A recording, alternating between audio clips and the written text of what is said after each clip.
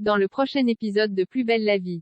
Alors que le sort de la famille Marcy se joue, Kevin n'a pas les mots pour parler à Alexandra. Laetitia pose un choix de vie fort. Attention, les paragraphes qui suivent contiennent des spoilers sur l'épisode de Plus belle la vie diffusé demain soir sur France 3.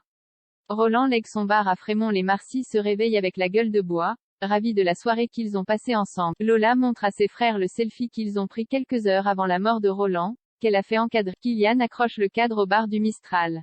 La vie reprend alors son cours. François a un rendez-vous important. Thomas retourne travailler au Marcy et Lola passe un peu de temps avec Sounali avant que cette dernière n'aille au lycée.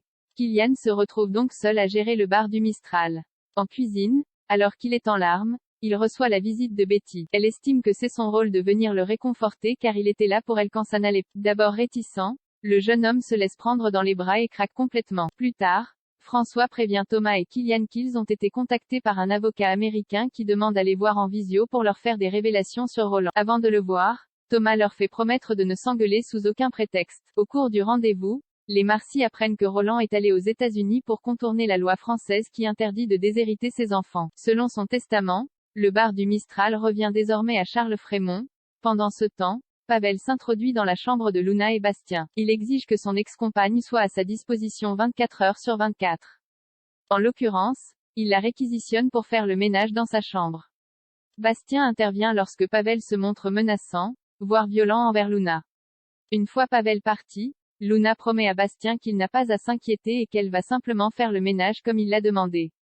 Seul, Bastien décide d'appeler la police pour dénoncer Pavel.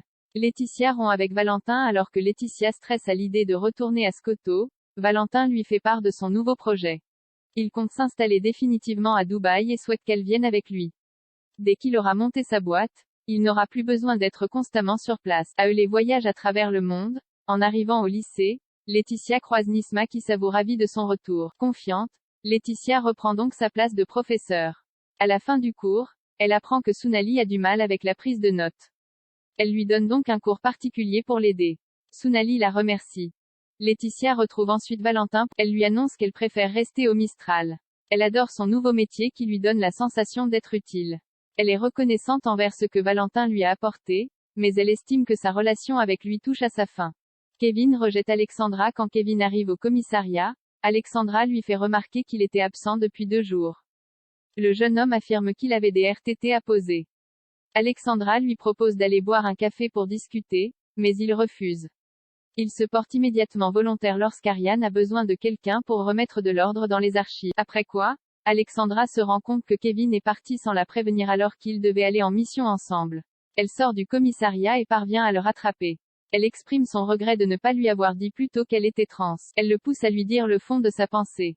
Kevin s'énerve, avouant que pour lui cela change tout dans leur relation. Mais malgré leur séparation brutale, Kevin et Alexandra ne cessent de penser l'un à l'autre.